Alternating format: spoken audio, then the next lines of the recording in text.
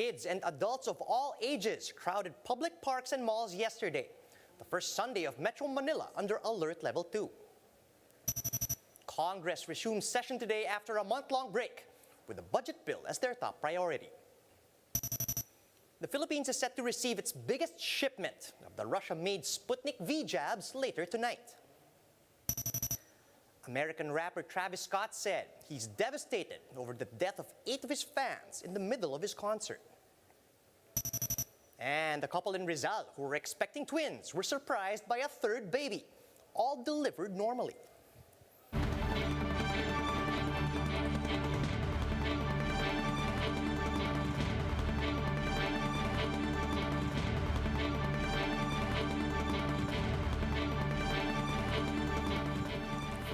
Focused and fearless. Here's everything you need to know as you jumpstart your day. I'm Charles Lejano. Families flocked to public parks with their kids after Alert Level 2 was imposed in NCR. Lynn Olavario with the details. It's the first time of twins Thea and Zia to experience being out in public. Born in 2020, they haven't had the chance to go to recreational parks due to COVID-19. But since Metro Manila is now under Alert Level 2, they can now enjoy the outdoors. Parks, plazas, public gardens, and scenic viewpoints are now open. Indoor venues are allowed to accommodate a maximum of 50% capacity. This includes even those unvaccinated who are below 18 years of age. Outdoor venues, meanwhile, are allowed to operate at 70% capacity. With this, their mom, Christina, did not pass up on the chance to bring them to Luneta Park. Together with her son, sister, niece, and friend, they let the kids run around the area. They took selfies and groofies in front of the Jose Rizal Monument and the Japanese Garden. Okay naman po, malinis, masaya. May mga ilang lugar lang na bawal puntahan, pero importante parang okay naman na po. Nakakatakbo na yung mga bata. Pagkatapos ma-picture, face mask agad, parang adapt na ng mga tao, parang nasanay na din sila na ganito. May disiplina yung mga tao na nagkukusa. A toy vendor said eased restrictions in parks is beneficial for business. He used to earn only 700 pesos a day, but on Saturday, it went up to 1,500 pesos, although it is still a far cry from sales during the pre-pandemic Christmas season. Opo, pabor na pabor po talaga yun. Kasi mga bata talagang kailangan hinahanap namin sa paninda namin. Pag walang bata sa labas, wala kaming kita. The only drawback is that visitors are not allowed to bring food inside Luneta. Yun nga lang po, nakakadismaya kasi kailangan po namin lumabas para bumili ulit ng pagkain. Sinunod na lang po namin yung bawal. Importante po nakapasok kami. Visitors at the Bonifacio Shrine also enjoy their Sunday despite the gloomy weather. Kids were seen running around, taking photos, while others were just relaxing.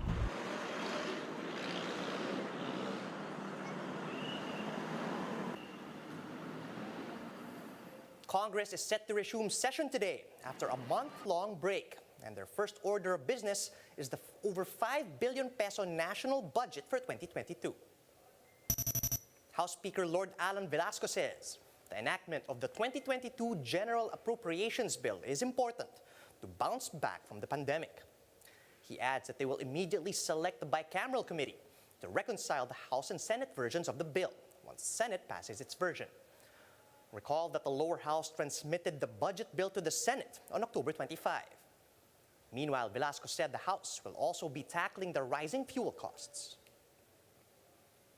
Here are the stories we are following across the nation. Outdoor activities and contact sports are finally making a comeback under Alert Level 2. Because of this, a number of kids have already started their pickup match at the local basketball court in Payatas, Quezon. QC Memorial Circle was also jam-packed last Sunday, with residents riding bikes, playing volleyball, or just hanging out.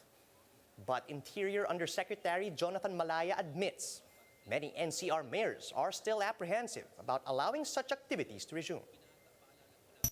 Some of the mayors are still very apprehensive about allowing barangay halls or barangay courts or the makeshift, as you said, makeshift basketball areas, no? So it's really up to them if they will allow it or not. PNP Chief Guillermo Elizar has ordered a manhunt for the suspect who shot and killed 4 people in Camarines Sur. The police identified the victims as 72-year-old Romeo De Leon, 21-year-old Samuel Cobilla, and Ruby and Gabby Britannico, aged 9 and 6 years old. 2 other children, aged 9 and 7, were also injured in the incident. And according to authorities, the unidentified suspect fired at the victim's residence using an M16 rifle, prompting Eleazar to also direct regional directors to update the PNP's campaign against loose firearms. President Duterte is expected to receive the biggest shipment of the Russian-made Sputnik V vaccines tonight. The supply is composed of at least 2.8 million doses and was procured by the Philippine government.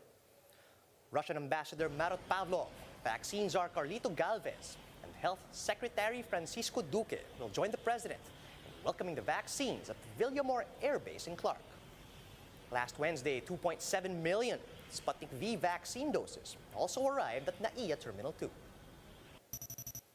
9 Bataan coastal towns have tested positive for the red tide toxin, prompting the Bureau of Fisheries to issue an advisory against the consumption of shellfish.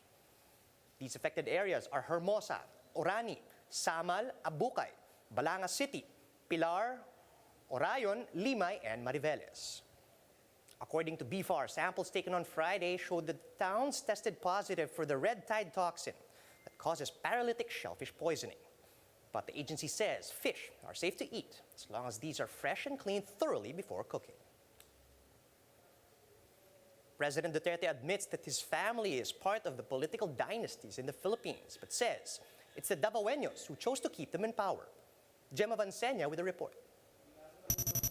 President Duterte claims that political dynasties are not bad and are here to stay unless there will be changes in the constitution and culture. Duterte also said that his family is also part of political dynasties in the country. In a speech in Siargao, Surigao del Norte, the president noted that the politicians in the province bear the same surname Matugas, just like in Davao City where his family lead. So, ang mga tao, sa akong paghawa na ko mayor sa naka-3 terms ko, gingnan ako mga tao, patawag na ko mga barangay, mamili na ta o muili sa ako. You know, di ba sa ang leader sa among grupo, Ugpong, unanimous yun si Inday. Wala sa congressman, ang mga barangay captain, kadaghanan, gusto po si Polong. O grabe ko sang vice mayor, ang nagbuot ana noon po, ang iyang igsuon, ang maguwang si Inday. Attorney Francisco Lalo Matugas, the current governor of Surigao del Norte, was the husband of former Governor Sol Matugas. The Matugas family also leads Surigao City, where Ernesto Matugas Jr. sits as mayor, while his family is the vice mayor. Well, kami kasi marami. Pero it's the people who choose, and it is through election. Sila nga sa Davao, apat sila. But President Duterte defended political dynasties, saying that this can only be bad if there are drugs and killings involved. Unless you change the whole picture, unless you change the constitution, unless you change the culture, pwede pa siguro. Ang problema sa dynasty, kaning pamilya nga mugunit o sa lugar, unya suluhon ang tanang negosyo, patyon ang kontra, unya pagkadugay in some areas ang mga mayor na mo'y dula sa droga. Ewa nga rin wala. Aside from the Matugas, the Barbers family is also well known in the field of politics in the province. With the upcoming elections, the parties of the two families will face off in the polls. For News 5, Gemma Vansenia, we are One News.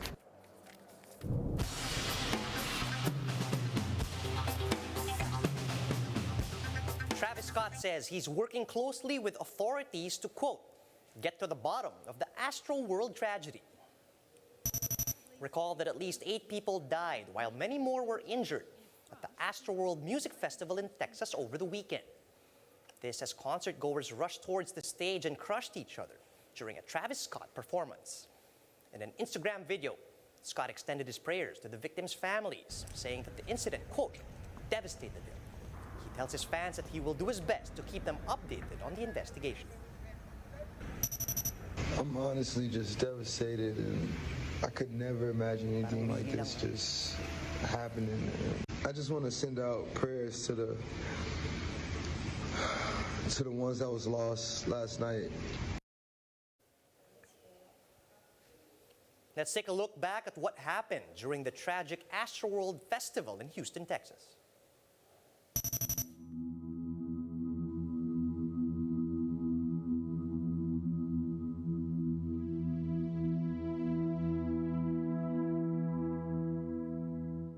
What we do know is that at approximately 9 o'clock, 9:15, the crowd began to compress towards the front of the stage, okay? And that caused some panic, and it started causing some injuries. People began to fall out, become unconscious, and it created additional panic.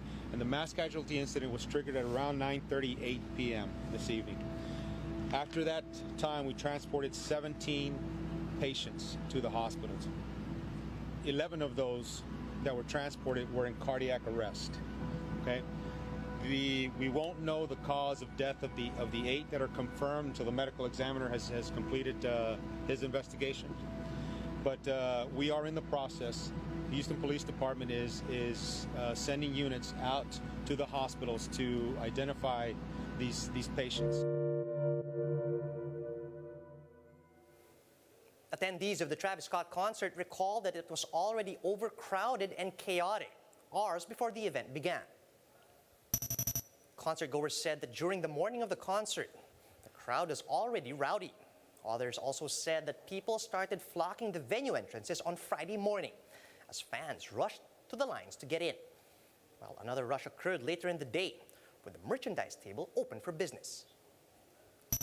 Well, in the beginning, as Travis Scott was getting ready to go on, the whole crowd was just kind of pulsating. It was like this weird vibe was going on. Everybody was calm and relaxed, and then out of nowhere, I guess a group of people or somebody just pushed, and then everything it was compressed. In a tweet released before his Instagram story, Scott said he is absolutely devastated by the harrowing incident at Astroworld Festival. He added that he will support authorities and work with the local community and the victims' families as they heal from the tragedy. In other news, a couple in Rizal welcomed not just 2, but 3 baby girls, all through normal delivery. Faith Del Mundo with the story. Mommy Christina and her partner Michael were only expecting twins. But when Mommy Christina gave birth in Rizal Medical Center, she was surprised that she did not only have 2 babies, but 3.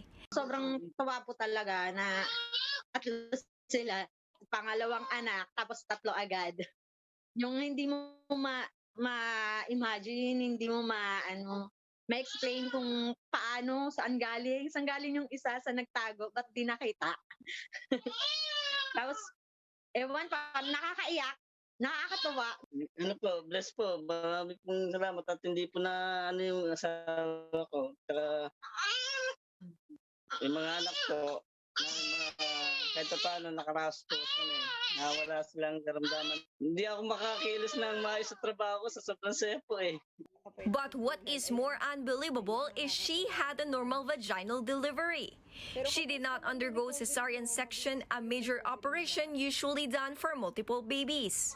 Sabi kasi ni Doc na itry daw namin na inormal. Pag hindi daw po kaya, isi-CS. Sabi ko, sige po Doc, wala pong problema, try natin. Tapos yun, nung time na sumasakit na talaga yung tiyan ko, pumutok na po yung panubigan ko. Ayun, na po siya. Lumabas na po yung una, normal po. Tapos na-breach yung pangalawa po, breach. So nauna po yung paa. Sabi ni Doc, pag sumakit daw, i-iri ko na. Huwag ko daw po pipigilan. So ang ginawa ko, kahit talagang masakit, talagang iniri ko na talaga kasi sobrang sakit na eh. Tapos nung nakalabas na po yung dalawa, sabi nung pagkapa ni Doc, nalilinisan na sana, bigla niya nakapa sa ulo. Kaya naiyak na ako ng iyak nung sabi ni Doc na na Mami, isa pa. Iniri ko na din po agad. Very much. Because they were only expecting 2 babies, the infant products they bought are now not enough. Even the names of the 2 babies they were expecting were ready. They already named them Candy and Cindy. As for the 3rd baby, the doctors and nurses named her Sandy. Doctors explained that the reason for only 2 babies showing up during her ultrasound was because she had herself checked when her belly was already big.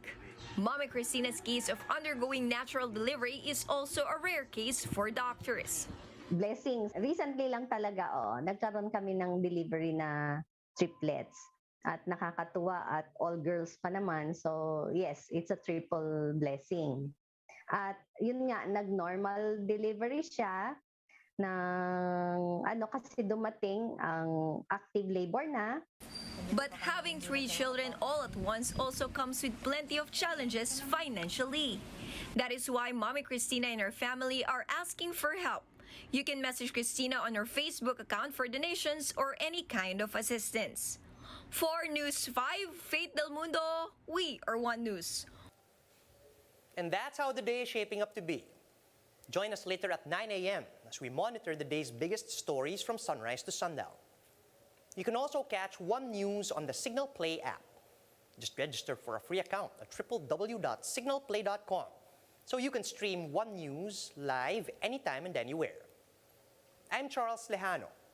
Mask on, wash hands, and stay safe, Philippines. We are One News.